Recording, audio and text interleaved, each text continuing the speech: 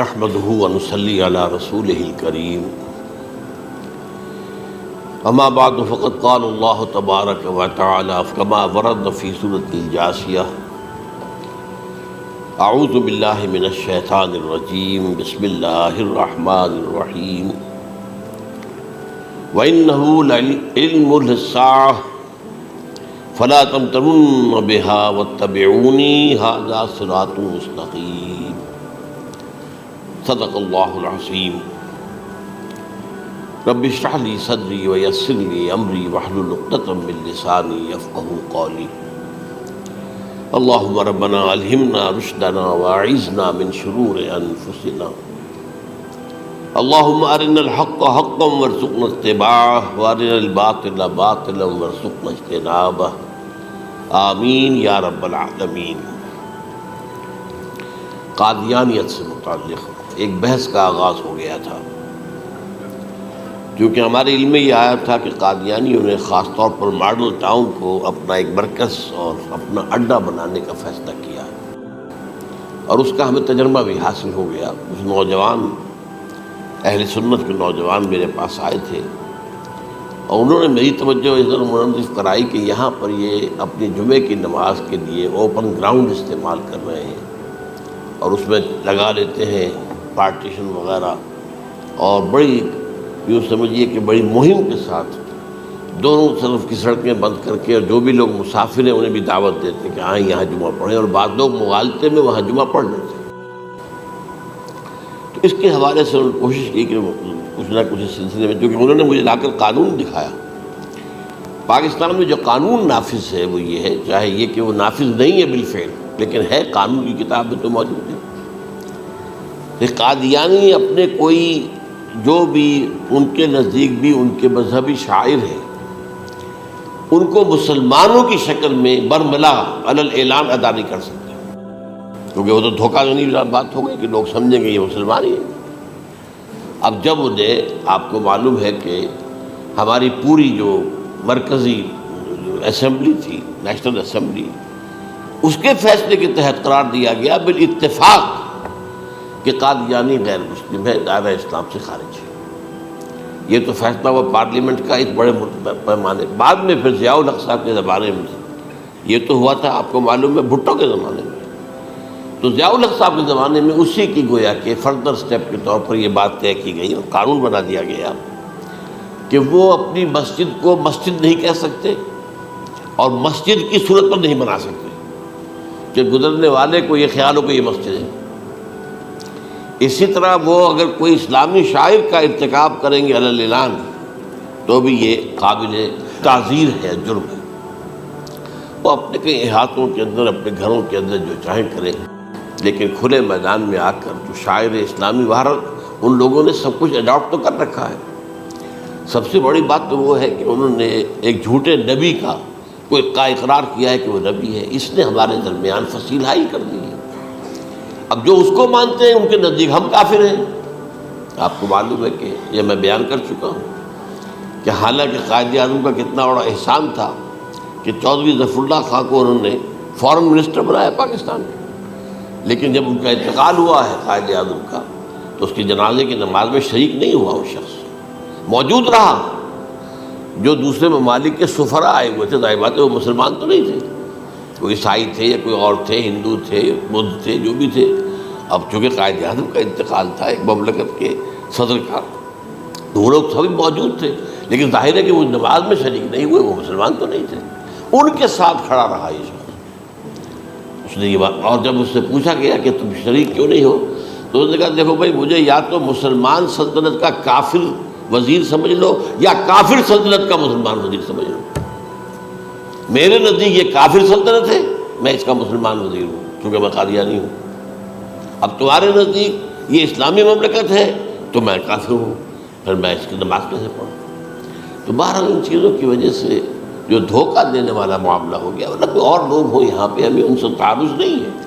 عیسائی بھی ہیں، اپنی تبلیغ کرتے ہیں، کوئی خلاف ان کے رد عمل نہیں ہوتا، الا یہ کہ کہیں یہ واقعہ پیش آ جائے یا کوئی یعنی خام خواہ کو شوشہ کوئی شرارتی لوگ اٹھا دیں کہ انہوں نے قرآن کی یہ جو ہے بے حرمتی کی ہے، تو یہ تو پھر تحقیق سے معلوم ہو سکتا ہے کہ واقعہ تو کی تھی کہ نہیں کی تھی۔ لیکن ایک وقت میں جو اس پر تو ان کا احتجاج ہوتا ہے، لیکن یہ کہ ان کے جو ہے چرچ ہے ان کی ساری اور تبلیغ ان کی ہو رہی ہے اور بڑھ بھی رہی ہے تعداد ان کی، لیکن اس کے خلاف کوئی رد عمل تو ہمارے یہاں نہیں۔ تو یہ ہے اصل میں وہ بات۔ تو اس پر جو گفتگو شروع ہوئی تھی میں آج اس کی تکمیل کرنے جا رہا ہوں۔ حضرت عیسیٰ علیہ السلام کی دوبارہ آمد کا تعلق ہے، اس کے ضمن میں قرآن مجید میں جو نص قطعی ہے وہ نص قطعی یہ ہے اِنَّهُ لَعِلْمٌ لِلسَّاعَةِ فَلَا تَمْتَرُنَّ بِهَا۔ حضرت عیسیٰ کا ذکر ہوا ہے سورہ جاسیہ میں، اور وہاں فرمایا گیا ہے کہ یہ عیسیٰ کا دوبارہ آنا قیامت کی علامت ہوگا، یعنی کہ اب قیامت بالکل قریب آ گئی ہے۔ اِنَّهُ لَعِلْمٌ لِلسَّاعَةِ، علم حاصل ہوگا ان کی دوبارہ آمد پر کہ اب قیامت جو ہے وہ سر پر آ گئی ہے۔ اچھا، اس کے ایک اور جو ہے ذرا بالواسطہ دلائل جو قرآن مجید میں آئے ہیں، ایک ان میں سے یہ ہے کہ سورہ آل عمران میں جہاں حضرت مریم کو بشارت دے رہا تھا فرشتہ کہ آپ کے ہاں ایک بیٹا ہوگا، وہ بڑی حیران تھی کہ میرے ہاں کیسے بیٹا ہو جائے گا، ماں کو تو بغیہ، میں تو کوئی بدکار عورت تو نہیں ہوں، نہ میری کوئی شادی ہوئی ہے ابھی۔ تو اس میں جو باتیں بیان کی تھی فرشتے نے، وہ جو بیٹا ہوگا اس کی کیا شان ہوگی، اس میں یہ الفاظ بھی آتے ہیں وَيُكَلِّمُ النَّاسَ فِي الْمَهْدِ وَكَهْلًا، وہ باتیں کرے گا، لوگوں سے گفتگو کرے گا جبکہ وہ پنگھوڑے میں ہوگا، بچہ ہوگا، گود میں ہوگا، اور کہل کے وقت، کہل کہتے ہیں جب آدمی عمر میں جو ہے 40-45 کا کسی بھی اوپر ہو جائے، آپ پہلے طفل کہتے ہیں پھر جوان کہتے ہیں، عربی زبان میں شاب کا لفظ آتا ہے، بہت جوان، بڑی اچھی صحت میں ہے، اس کے بعد پھر ظاہر بات ہے ڈھلوان شروع ہوتی ہے، یہ کہل ہے۔ جب بڑھاپے کے آثار شروع ہوتے ہیں، بال سفید ہونے شروع ہوتے ہیں، تو یہ کہل ہے، قبول۔ اب سوال یہ ہے اس گھوڑے میں بات کر دیں، یہ تو معجزہ ہے، لہذا اس کا ذکر یہاں پر مناسب ہے۔ یہ بڑے ہو کر بات کرنے کی کیا ضرورت تھی کہنے کی، وہ تو سبھی کرتے ہیں انسان، یہ اسی لیے کہ معلوم ہو کہ کہولت بھی انہیں آئے گی یار، حالانکہ آپ کو معلوم ہے سب مانتے ہیں، عیسائی بھی مانتے ہیں، سب مانتے ہیں، 33 برس کی عمر میں انہیں اٹھا لیا گیا، اس دور میں تو کہولت آئی نہیں، اس لیے قرآن ذکر کر رہا ہے۔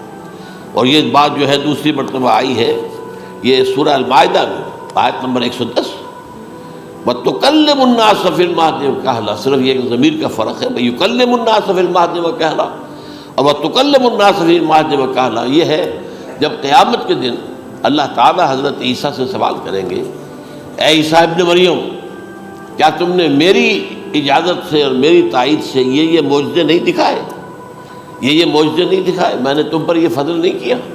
اور یہ گویا کہ بالواسطہ عیسیٰ کے ماننے والوں سے خطاب ہے کہ اللہ تعالیٰ کے کتنے بڑے بڑے احسان ہوئے، اور اسی میں تم بات کرتے تھے لوگوں سے پنگھوڑے کے اندر بھی اور کہولت کی عمر میں بھی، تو یہ کہولت کی عمر کب آئی؟ حضرت عیسیٰ علیہ السلام۔ تو اس کے بغیر تو ممکن ہی نہیں ہے کہ وہ دوبارہ دنیا میں آئیں، پھر ان کے اوپر وہ عمر آئے اور اس عمر کے اندر بھی وہ بات کریں گے۔ تو یہ میرے نزدیک قرآن مجید کے اندر دلائل ہیں اس چیز کے کہ حضرت عیسیٰ علیہ السلام کی دوبارہ جو ہے آمد ہوگی۔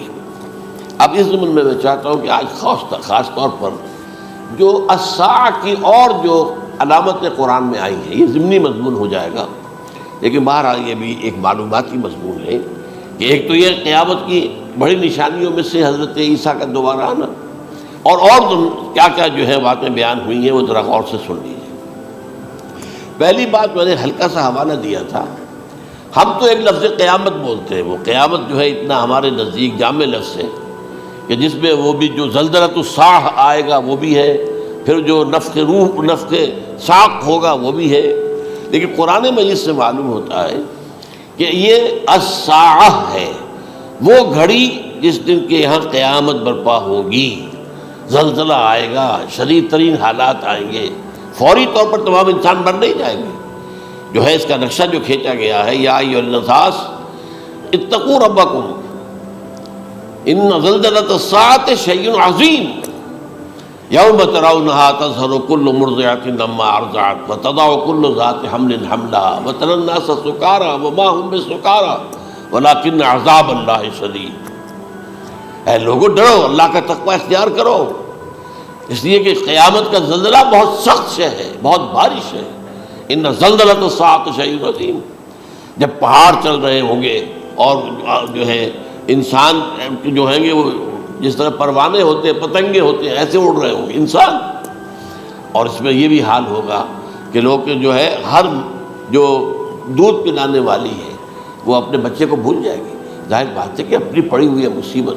حالانکہ سب سے زیادہ محبوب ترین شے دنیا میں اس سے اونچی محبت نہیں ہو سکتی جو ماں کو اپنے دودھ پیتے بچے سے ہوتی ہے.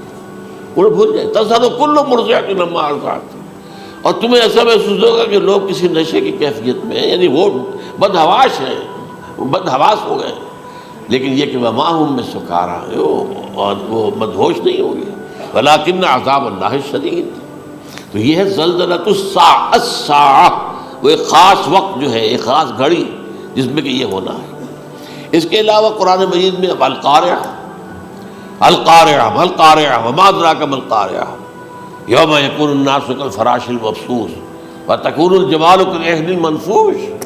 اب یہ کیا ہے؟ یہ نقشہ قیامت، یہ وہی ہے الساعہ، القارعہ الساعہ. اسی کے ساتھ قرآن میں آتا ہے الواقعہ اذا وقعت الواقعۃ لیس لوقعتها کاذبہ. تو یہ خافضۃ رافضہ، یہ الفاظ سورہ واقعہ میں ہے. اسی طریقے سے اور جو ہے الحاقہ ما الحاقہ وما ادراک ما الحاقہ، یہ تمام جو الفاظ قرآن مجید میں آئے ہیں یہ آئے ہیں الساعہ کے لیے، قیامت کے لیے نہیں. قیامت میں بعد میں بتاؤں گا آپ کو.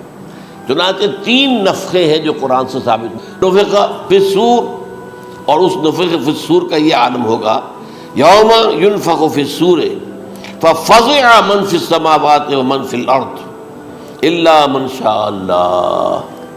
جس دن پھونکا جائے گا سور میں، اور اس وقت صورتحال یہ ہو جائے گی کہ جو بھی آسمانوں میں ہے، زمین میں ہے، سخت پریشانی اور سخت پشیمانی اور ایک طرح کی مرعوبیت اور خائف ہو کر رہ جائیں گے، الا ان کے کہ جن کو اللہ چاہے. اس کے کوئی ملائکہ مقربین ہوں گے. من فی السماوات فی الارض ہے، اس کے ساتھ ہی یہ کہہ دیا گیا ہے. لیکن یہ باقی پورے لوگوں کے اوپر، پوری مخلوقات کے اوپر ایک جو ہے گھبراہٹ کی کیفیت طاری ہو جائے گی. تو یہ ہے پہلا فضا. دوسرا فضا کیا ہے؟ فضا صعق. صعق کہتے ہیں آدمی کا بے ہوش ہو جانا. یہ دوسری مرتبہ جب سور پھونکا جائے گا وَنُفِخَ فِي الصُّورِ فَصَعِقَ مَن فِي السَّمَاوَاتِ وَمَن فِي الْأَرْضِ إِلَّا مَا شَاءَ اللَّهُ. یہ ہے کہ اس کے بعد وہ سب کے اوپر موت طاری ہو جائے گی. یہ دوسرے سور پھونکے جانے کے بعد ہے. پھر ثُمَّ نُفِخَ فِيهِ أُخْرَى، پھر ایک مرتبہ اور پھونک ماری جائے گی. یہ تیسرا ہو رہا ہے. فَإِذَا هُمْ قِيَامٌ يَنظُرُونَ. تو اچانک سب کے سب کھڑے ہوں گے اللہ کی طرف دیکھتے ہوئے. اب یہ جو ہے یہ ہے یوم القیامہ. قام یقوم قیامتاً، کھڑا ہونا. کیونکہ اس دن یوم یقوم الناس لرب العالمین، جس دن کے تمام انسان جو ہے کھڑے ہو جائیں گے اپنے رب کے حضور میں، جس کا نقشہ کھینچا گیا ہے اذا دکت الارض دکا دکا وجاء ربک والملک صفا صفا. تو یہ سب کے سب انسان بھی جو ہے موجود ہوں گے، فرشتے صفے باندھے ہوئے ہوں گے، اور اللہ تعالیٰ جو ہے اپنے خاص عرش کے ساتھ یعمل عرشہ ثمانیہ، 8 فرشتے اس عرش کو اٹھائے ہوئے ہوں گے جبکہ یہ آسمان پھٹے گا اور اس روئے ارضی پر اللہ تعالیٰ کا نزول ہوگا. یہ جو ہے ہمارا یوم القیامہ یہاں ہے. یوم القیامہ ہی میں جو فیصلے ہونے یہاں ہونے. قصہ زمین برسر زمین، جو نیکیاں تم نے یہاں کمائی ہیں یا جو بدیاں تم نے یہاں جن کا ارتکاب کیا کا فیصلہ یہاں ہوگا. اس کے بعد واللہ عالم کچھ اور بھی چیزیں ہیں، لیکن یہ کہ وہ سب عام طور پر لوگوں کے علم میں نہیں ہے. میں نہیں چاہتا کہ خام خواہ کسی نئی بات سے کوئی جو ہے ذہنوں کے اندر کوئی ایک تشکیک پیدا ہو جائے اور شبہات پیدا ہو جائے. لیکن یہ چیزیں جو میں نے آپ سرچ کی یہ از قرآن ثابت ہے، اسی زمین پر اترنا ہے. وجاء ربک والملک صفا صفا، یہ سب کے سب آئیں گے، اور ملائکہ، اور اس کے علاوہ جو ہے دوسرے مقامات پر جس کا نقشہ کھینچا گیا ہے سورۃ الحاقہ کے اندر ہے. اللہ کا عرش جو ہے 8 فرشتے اٹھائے ہوئے نیچے اتریں گے. تو یہ تمام چیزیں قرآن مجید میں مذکور ہیں. اور یوم القیامہ یہی ہوگا، لیکن وہ ہے یوم القیامہ، ہم قیامت کہتے ہیں اس کو جس کو قرآن کہتا ہے الساعہ، الزلزلہ، الحاقہ، القارعہ، الواقعہ۔ یہ ہے در حقیقت جو پہلا معاملہ ہے کہ اس کے اندر جو ہے فضا ہو جائے۔